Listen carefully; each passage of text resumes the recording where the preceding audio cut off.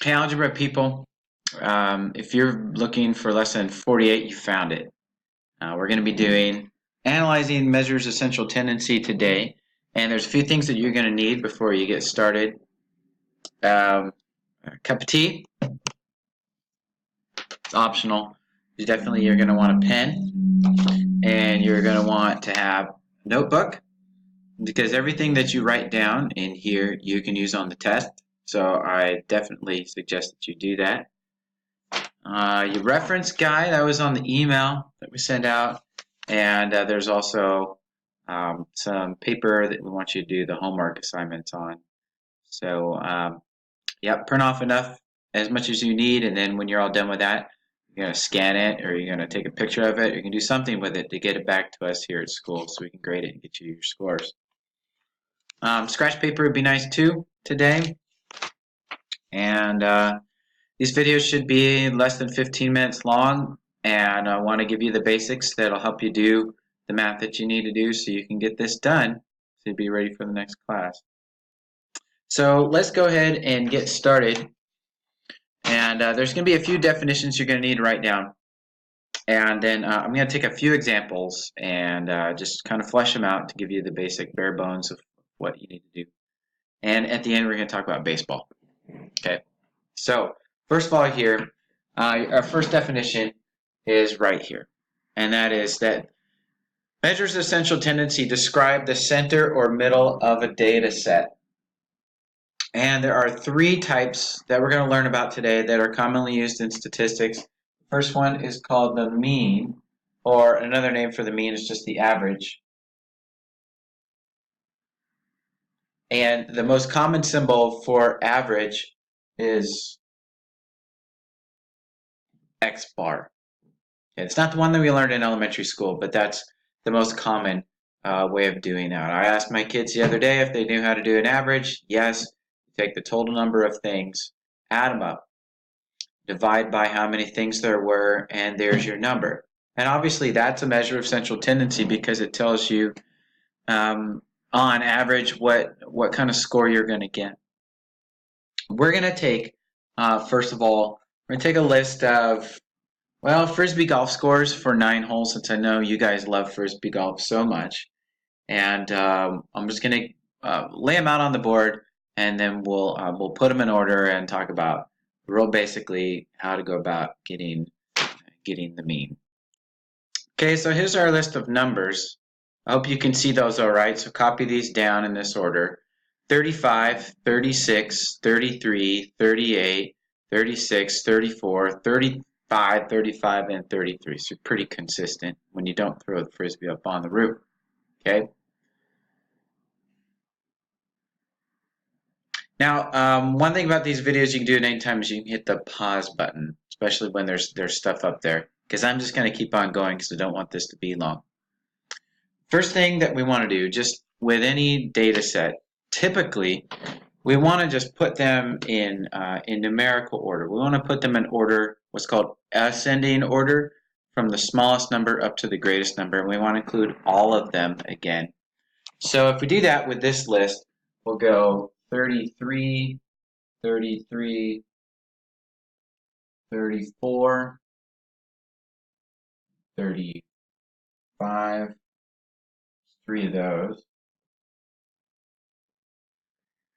then 36, 36, 38. Okay, so that helps you to see things a little bit differently. You can see what the smallest number is and what the largest number is, and you can look kind of toward the middle and take some guesses as to what might be an average score, or for the next one, or what the median or the mode might be.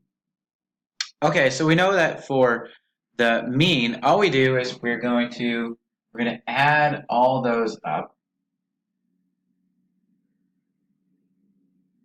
and then we're going to divide by the number of things, and in this case, n equals 9. Okay? So 33 plus 33 plus 34 plus 35 plus 35 plus 35 plus 38 plus 36 plus 36 plus 36 divided by 9. And that's easy math. You could do that on your calculator. And what do you get?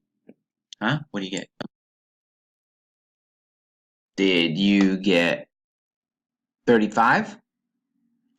Yeah, would have been a good guess.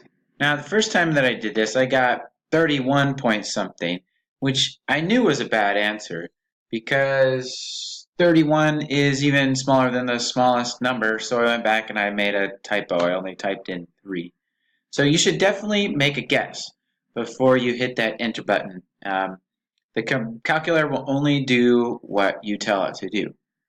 So you want to look at your answer and say, is that a sensible type of answer? And if it is, pretty much you're going to go with that. Okay, so averages are pretty easy. We're going to take this same list of numbers here. We're going to find the next one, and that's the median. The median is that thing in the middle of the road that you're not supposed to drive over.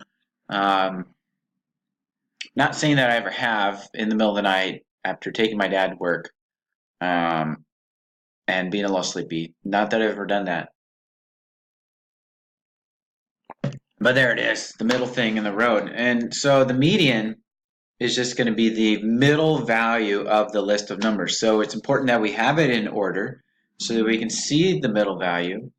And it depends on whether your set of numbers is an odd number of things or an even number of things. And this one was an odd number of things. And an odd number of things always has one number in the middle that is right in the middle. If it's an even number of things, let's say there's 4 things. Which one's the middle one, the second one or the third one? Okay, in that case, you're going to take the second and third and you're going to average them together to find the median score. So sometimes the median will not even be one of the numbers in the list, but if it's an odd number of things, always there will be a median that is one of the numbers in the list. So we got to go in from both sides here and we find the 5th number here, but we can do it this way. We can go in from the edges until we hit, there's our middle value right there. 35 is our median value for that. But if the list was something like 31, 32, 33, and 34, here's the middle values. So the median is right between those two, would be 32 and a half. Okay, that's pretty simple math right there.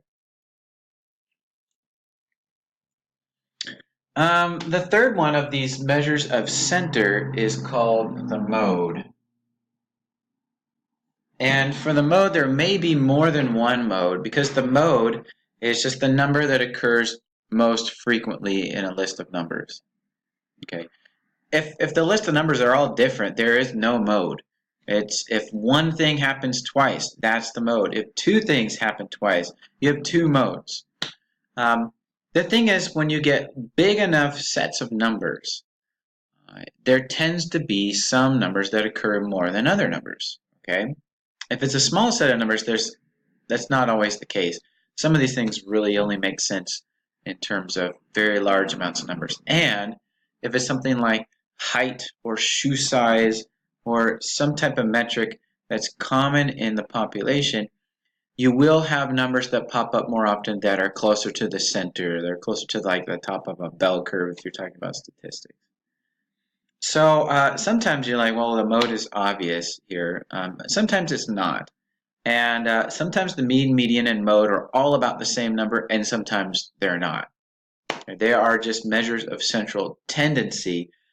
They tell you something about the middle part of the data, but they don't always tell you everything. Okay, numbers don't lie, but liars use numbers. So you look at this list here, and you have 33 twice, 34 once, 35 3 times, 36 twice, and 38 once. And so we see that we've got 3 35s. It's the most of any number. It happens 3 times. Therefore, 35 is the mode. Okay? Now I'm going to switch out my stuff here. So I'm going to hit pause, and you'll have this awkward jump, but I'm going to get some other stuff up there for talking about measures of spread. Okay, we're back. So I got my numbers up there again. Hang on, it's got the glare there. 33, 33, 34, 35, 35, 35, 36, 36, and 38.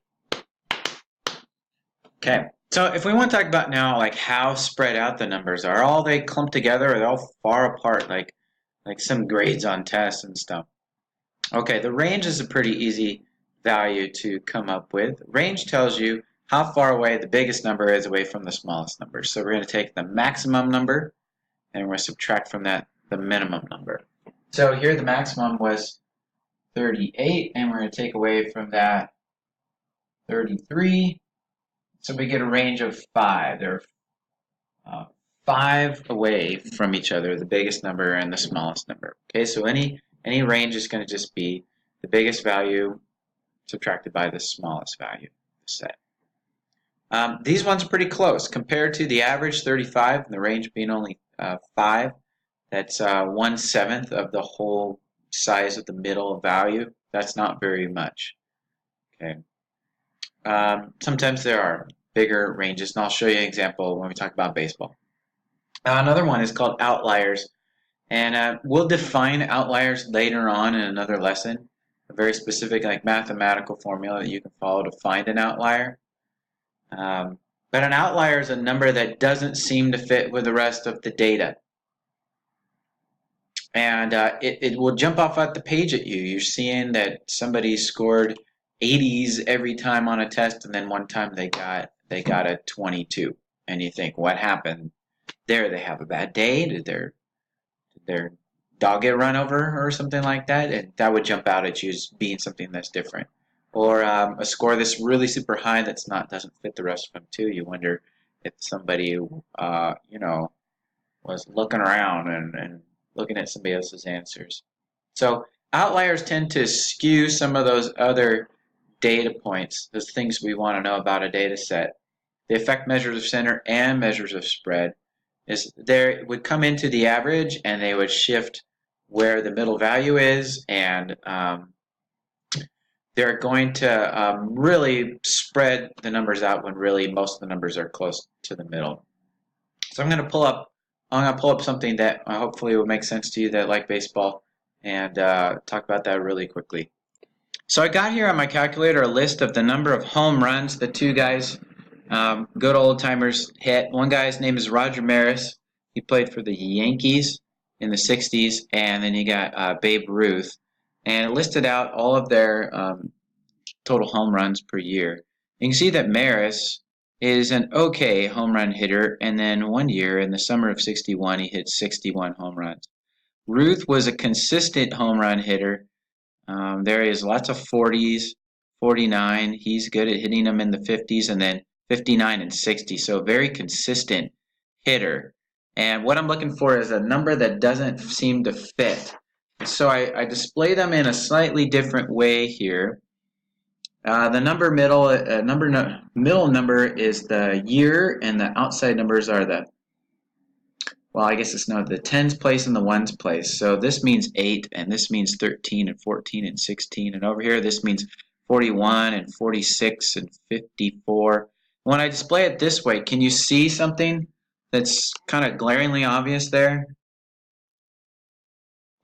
Tell me who's the better home run hitter, right? Is the better home run hitter the guy that hits home runs consistently every year, like lots of them, or the guy that has the most home runs in one season?